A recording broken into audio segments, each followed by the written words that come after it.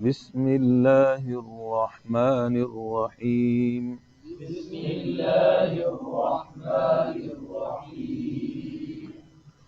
نورانی قاعدہ تختی نمبر 12 تشدید. کہاں تک پڑھی تھی جی؟ جیم تک پڑھ لیا تھا. ٹھیک ہے. شد کے معنی لغوی سختی کے، اصطلاحی معنی تجوید کی اصطلاح میں ٹھہراؤ کے ساتھ، مضبوطی کے ساتھ، جمع کے ساتھ ہے جی، یعنی دو حرفوں کی دیر لگا کر پڑھنا. تو دو حرفوں کی دیر لگا کر پڑھنے میں یہ بات سمجھ آ گئی کہ اس میں سختی مقصود نہیں ہوتی، دیر ہی مقصود ہوتی ہے، ٹھہراؤ مقصود ہوتا ہے. اوکے.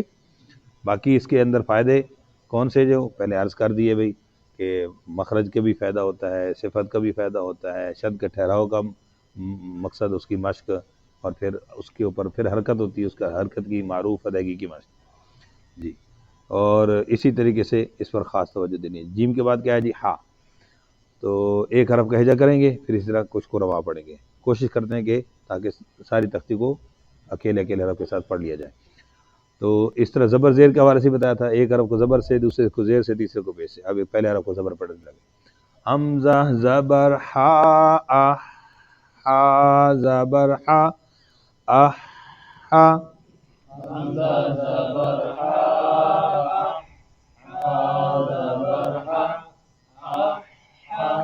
احی احو.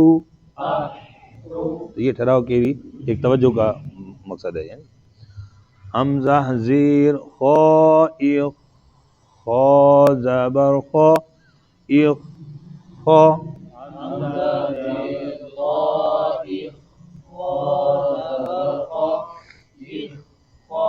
اخی اخو. شاباش. حمزہ پیش دال اد دال زبر دا اد دا.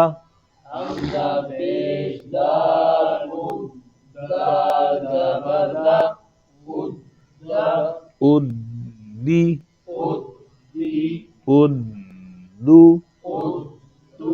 تو یہ دیکھو نا، دال پر کیا ہو رہی ہے؟ سختی ہو رہی ہے نا، شاید کی وجہ سے نا. کس کی وجہ سے؟ اس میں صفت شدت کی وجہ سے. ہاں، یہ اصول بتایا نا کہ حروف میں سختی نرمی کا تعلق کس سے ہے؟ صفات کی وجہ سے ہے، شاید کی وجہ سے نہیں ہے. حمزہ زبر زال از زال زبر زا از زا.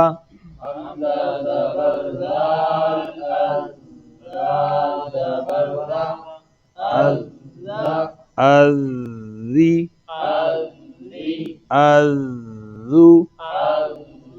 دیکھو ٹھہرایا، ٹھہراؤ ہے نا. کذبا کذبا تو نہیں پڑھیں گے نا.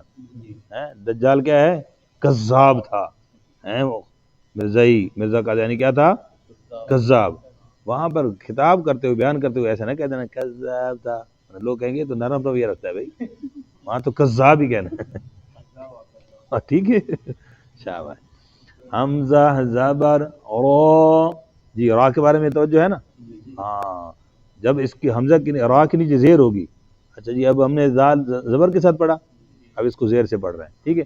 تو جب را کے اوپر زبر ہوگی، پیش بھی ہوگی، تو را پر رہے گی. ٹھیک ہے. حمزہ کی زیر کی وجہ سے باریک یہ خیال رکھنا. ٹھیک ہے جی. حمزہ زیر، غور کرنا، را کا نام پر ہوگا صرف. حمزہ زیر رو رو زبر رو رو رو.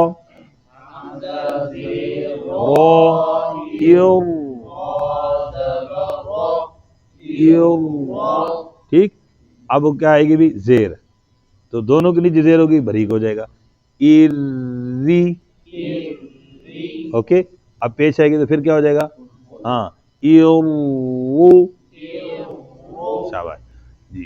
از حمزہ پیش. اب ہجا کا طریقہ سمجھ آ گیا، آسان ہے. عزا عزی عزو جی.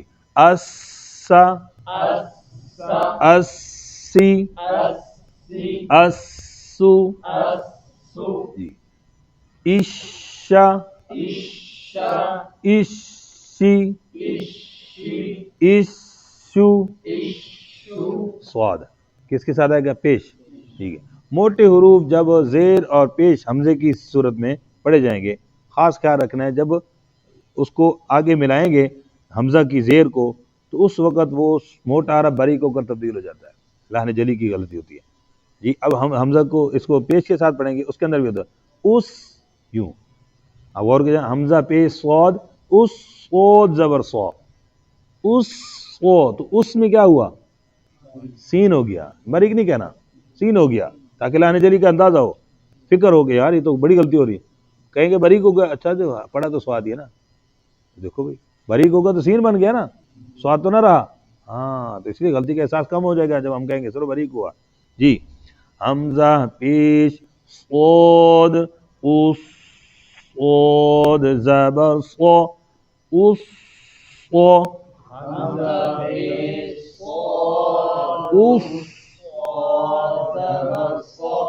اس ہاں اس صا، اس صی، اس صو. سمجھ آ گئی بات جی؟